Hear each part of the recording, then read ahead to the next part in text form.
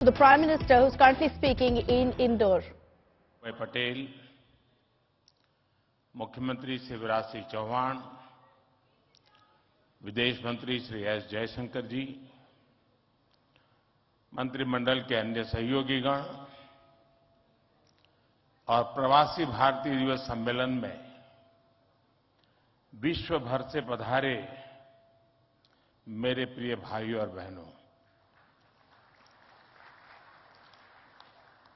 आप सभी को 2023 की मंगल कामनाएं। करीब 4 वर्षों के बाद प्रवासी भारतीय दिवस सम्मेलन एक बार फिर अपने मूल स्वरूप में अपनी पूरी भव्यता के साथ हो रहा है। अपनों से आमने सामने की मुलाकात का,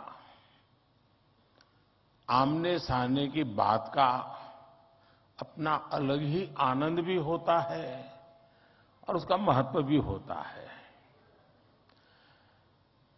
मैं आप सभी का 130 करोड़ भारतवासियों की ओर से अभिनंदन करता हूं, स्वागत करता हूं। भाइयों बहनों, यहां उपस्थित प्रत्येक प्रवासी भारतीय अपने अपने क्षेत्रों में असाधारण उपलब्धियों के साथ अपने देश की माटी को नमन करने आया है। और ये प्रवासी भारतीय सम्मेलन मध्य प्रदेश की उस धरती पर हो रहा है जिसे देश का हृदय क्षेत्र कहा जाता है। एमपी में मां नर्मदा का जल, यहां के जंगल, आदिवासी परंपरा, यहां का आध्यात्म, ऐसा कितना कुछ है जो आपकी इस यात्रा को अविस्मरणीय बनाएगा।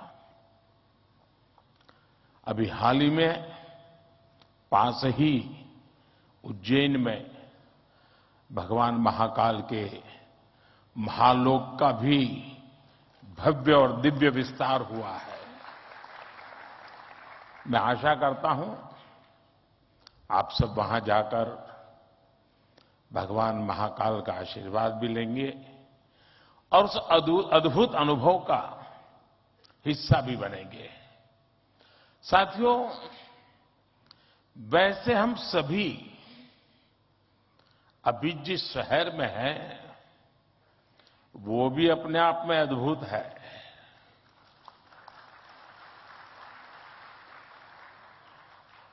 लोग कहते हैं कि इंदौर एक शहर है, लेकिन मैं कहता हूं इंदौर एक दौर है।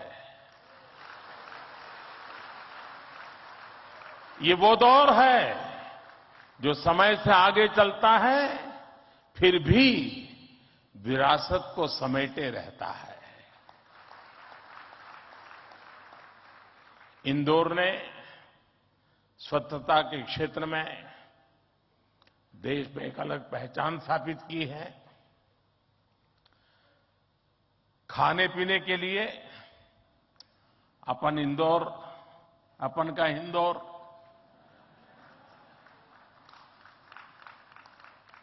अपन का इंदौर देश ही नहीं पूरी दुनिया में लाजवाब है।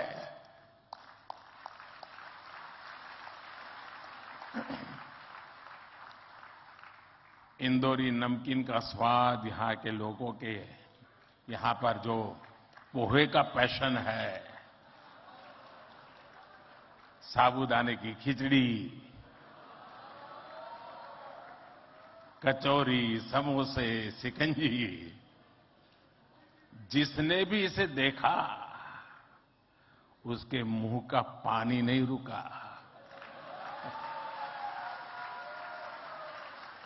और जिसने इन्हें चखा उसने कहीं और मुड़कर नहीं देखा।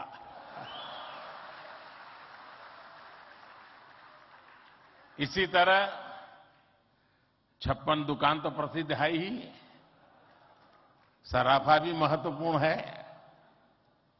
यही वजह है कि कुछ लोग इंदौर को स्वच्छता के साथ साथ स्वाद की राजधानी भी कहते हैं।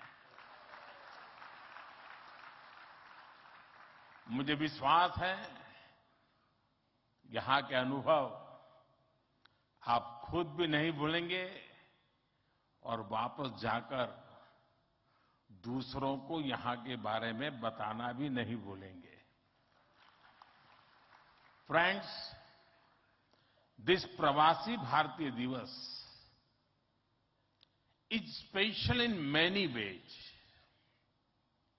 We celebrated 75 years of India's independence just a few months ago. Our digital exhibition related to our freedom struggle has been organized here.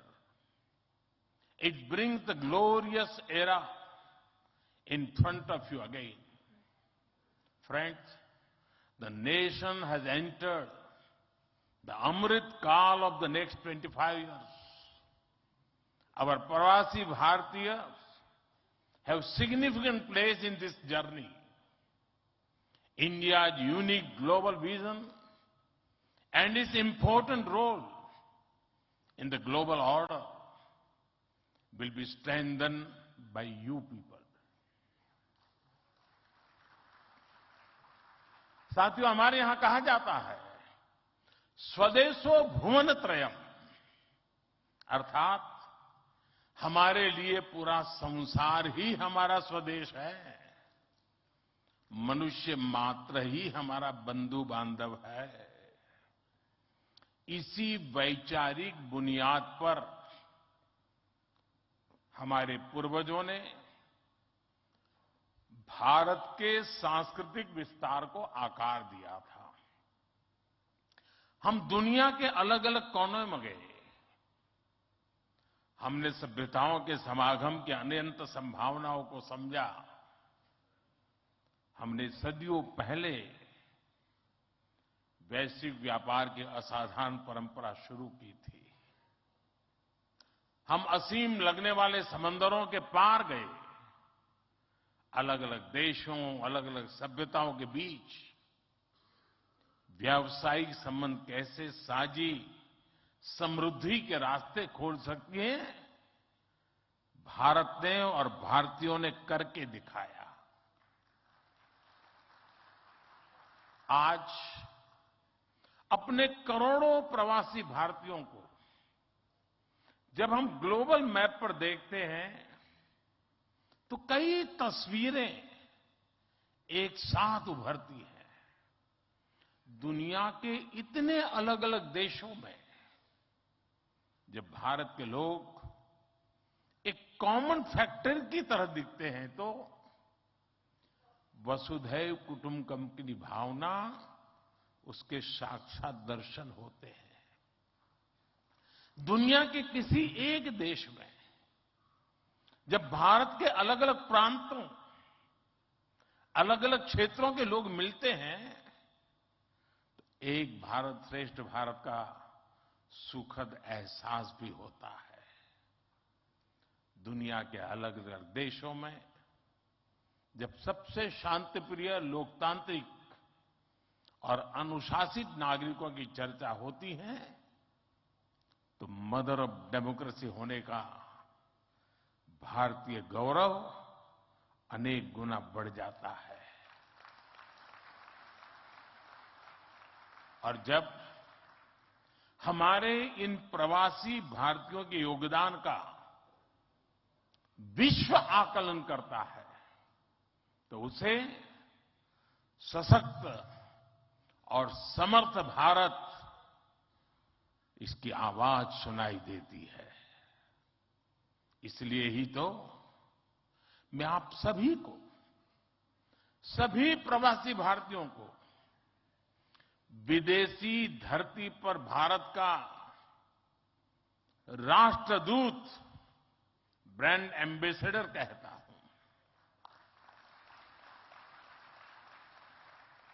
सरकारी व्यवस्था में राजदूत होते हैं। भारत की महान विरासत में आप राष्ट्रदूत होते हैं। Friends, your role as India's brand ambassador is diverse. You are brand ambassadors of Make in India. You are brand ambassadors of yoga and Ayurveda. You are also brand ambassadors of India's cottage industries and handicrafts. At the same time, you are also brand ambassadors of India's millets. You would already know that 2023 has been declared by the United Nations as the International Year of Millets. I appeal to you to take some millets products with you while returning. You also have another important role to play in these rapidly changing times. You are the people who will address the world's desire to know more about India. Today, the whole world is waiting and watching India keenly with great interest and curiosity. It is important to understand why I'm saying this. साथियों, पिछले कुछ वर्षों में भारत ने विकास की जो गति प्राप्त की है, जो उपलब्धियां हासिल की हैं, वो असाधारण है, अभूतपूर्व है। जब भारत कोविड महामारी के बीच कुछ महीनों में ही स्वदेशी वैक्सीन बना लेता है, जब भारत अपने नागरिकों को 220 करोड़ से ज्यादा वैक्सीन डोज मुफ्त लगाने का रिकॉर्ड बनाता है, जब वैश्विक अस्थिरता के बीच भी भारत विश्व की उभरती अर्थव्यवस्था बनता है, जब भारत विश्व की बड़ी इकोनॉमी से कॉम्पीट करता है, टॉप 5 इकोनॉमी में शामिल होता है, जब भारत दुनिया का तीसरा सबसे बड़ा स्टार्टअप इकोसिस्टम बनता है, जब मोबाइल मैन्युफैक्चरिंग जैसे क्षेत्रों में, इलेक्ट्रॉनिक मैन्युफैक्चरिंग के क्षेत्र में मेक इन इंडिया का डंका बजता है, जब भारत अपने दम पर Tejas fighter plane, aircraft carrier, INS Vikrant और अरिहंत जैसी न्यूक्लियर सबमरीन बनाता है, तो स्वाभाविक है दुनिया और दुनिया के लोगों में क्यूरियोसिटी होती है कि भारत क्या कर रहा है, कैसे कर रहा है। लोग जानना चाहते हैं कि भारत की स्पीड क्या है, स्केल क्या है, भारत का फ्यूचर क्या है। इसी तरह जब कैशलेस इकोनॉमी की बात होती है, फिनटेक की चर्चा होती है, तो दुनिया ये देखकर हैरात में है कि विश्व के 40% real time digital transaction Bharat में होते हैं। जब स्पेस के फ्यूचर की बात होती है, तो भारत की चर्चा स्पेस टेक्नोलॉजी के मोस्ट एडवांस देशों में होती है। भारत एक बार में 100 सैटेलाइट लॉन्च करने का रिकॉर्ड बना रहा है। सॉफ्टवेयर और डिजिटल टेक्नोलॉजी के क्षेत्र में हमारी ताकत दुनिया देख रही है।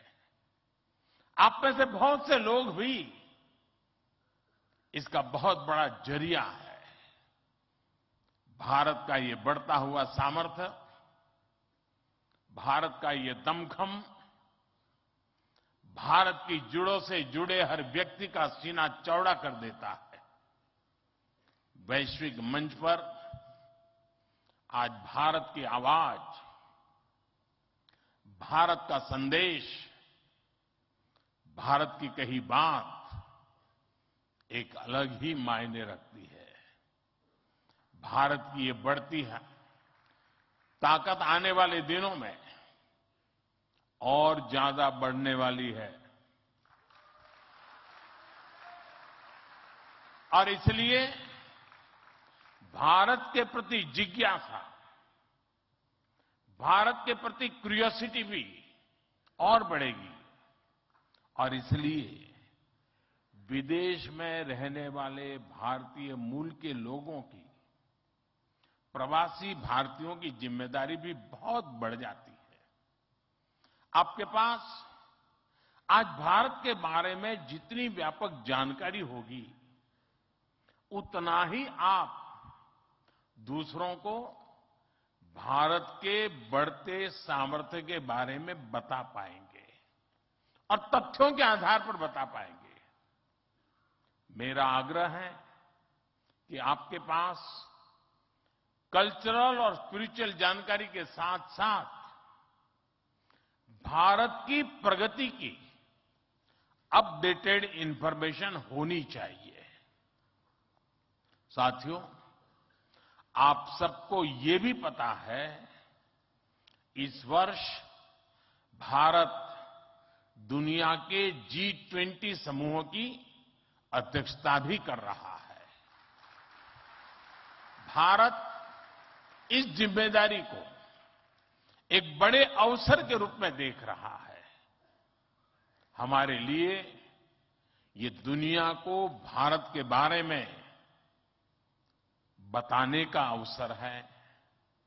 ये दुनिया के लिए भारत के अनुभवों से सीखने का, पुराने अनुभवों से सस्टेनेबल फ्यूचर की दिशा तय करने का अवसर है। हमें G20 केवल एक डिप्लोमेटिक इवेंट नहीं, बल्कि जन भागीदारी का एक ऐतिहासिक आयोजन बनाना है। इस दौरान विश्व के विभिन्न देश भारत के जन जन के मन में अतिथि देवो भव की भावना का दर्शन करेंगे। आप भी अपने देश से आ रहे प्रतिनिधियों से मिलकर उन्हें भारत के बारे में बता सकते हैं। इससे उन्हें भारत पहुंचने से पहले ही अपनत्व और स्वागत का एहसास होगा। साथियों, और मैं तो ये भी कहूंगा कि जब G20 समिट में, क्योंकि कोई 200 मीटिंगें होने वाली है, G20 समूह के 200 डेलीगेशन यहां आने वाले हैं, हिंदुस्तान के अलग अलग शहरों में जाने वाले हैं। वापस जाने के बाद वहां पर रहने वाले प्रवासी भारतीय उनको बुलाएं, भारत में गए थे तो कैसा रहा, उनके अनुभव सुने। मैं समझता हूं कि उनके साथ हमारे बंधन को और मजबूत करने के लिए अवसर बन जाएगा।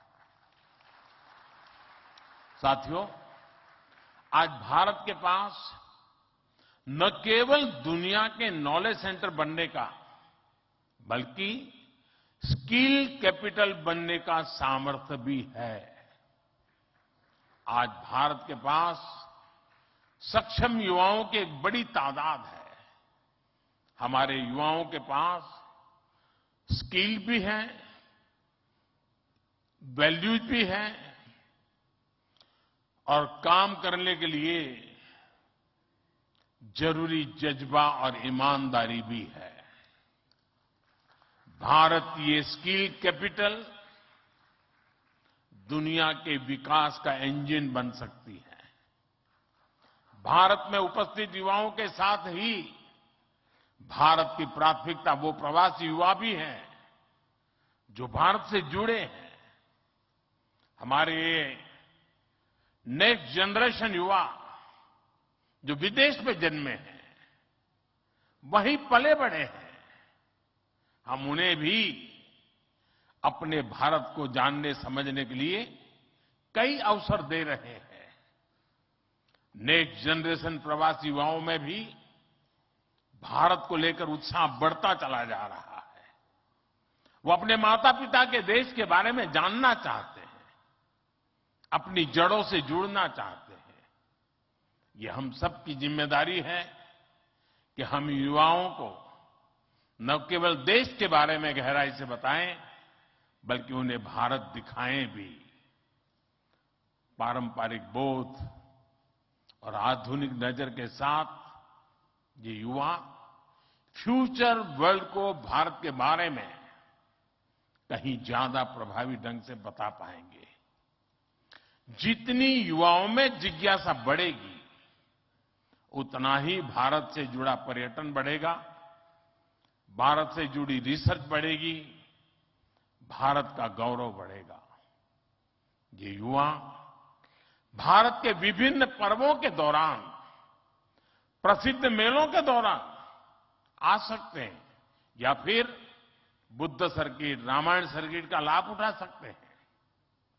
वो आजादी के अमृत महोत्सव के तहत हो रहे कार्यक्रमों में भी जुड़ सकते हैं। साथियों, मेरा एक और सुझाव है। कई देशों में भारत से प्रवासी कई सदियों से जाकर बसे हैं। भारतीय प्रवासियों ने वहां के राष्ट्र के निर्माण में अपने असाधारण योगदान दिए हैं। हमें इनकी लाइफ, उनके स्ट्रगल्स और उनके अचीवमेंट्स को डॉक्यूमेंट करना चाहिए। हमारे कई बुजुर्गों के पास उस जमाने की कई मेमोरीज होगी। मेरा आग्रह है कि यूनिवर्सिटी के माध्यम से हर देश में हमारे डायस्पोरा के हिस्ट्री पर ऑडियो, वीडियो या लिखित डॉक्यूमेंटेशन के प्रयास किए जाएं। साथियों, कोई भी राष्ट्र उसमें निष्ठा रखने वाले हर व्यक्ति के दिल में जीवित रहता है। यहां भारत से कोई व्यक्ति जब विदेश जाता है और उसे वहां एक भी भारतीय मूल का व्यक्तित्व या व्यक्ति मिल जाता है, तो उसे लगता है कि उसे पूरा भारत मिल गया। यानी आप जहां रहते हैं, भारत को अपने साथ रखते हैं। बीते 8 वर्षों में देश ने अपने डायस्पोरा को ताकत देने के लिए हर संभव प्रयास किया है। आज भारत का ये कमिटमेंट है कि आप दुनिया में कहीं भी रहेंगे, देश आपके हितों और अपेक्षाओं के लिए आपके साथ रहेगा। मैं गयाना के राष्ट्रपति जी और सूरीनाम के राष्ट्रपति जी का भी हृदय से आभार व्यक्त करता हूं, अभिनंदन करता हूं कि इस महत्वपूर्ण समारोह के लिए उन्होंने समय निकाला और उन्होंने जितनी बातें आज हमारे सामने रखी है, वे वाकई बहुत उपयोगी हैं। और मैं उनको विश्वास दिलाता हूं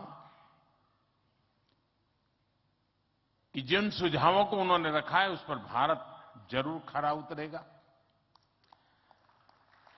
मैं गयाना जी के राष्ट्रपति जी का भी बहुत आभारी हूं कि उन्होंने आज काफी पुरानी यादें साझा की, क्योंकि जब मैं गयाना गया तो मैं कुछ भी नहीं था, मुख्यमंत्री भी नहीं था, और तब का नाता उन्होंने याद करके निकाला। मैं उनका बहुत बहुत आभारी हूं। मैं फिर एक बार आप सभी प्रवासी भारतीय दिवस के लिए इस समारोह में आए, बीच के गैप के बाद मिलने का मौका मिला है।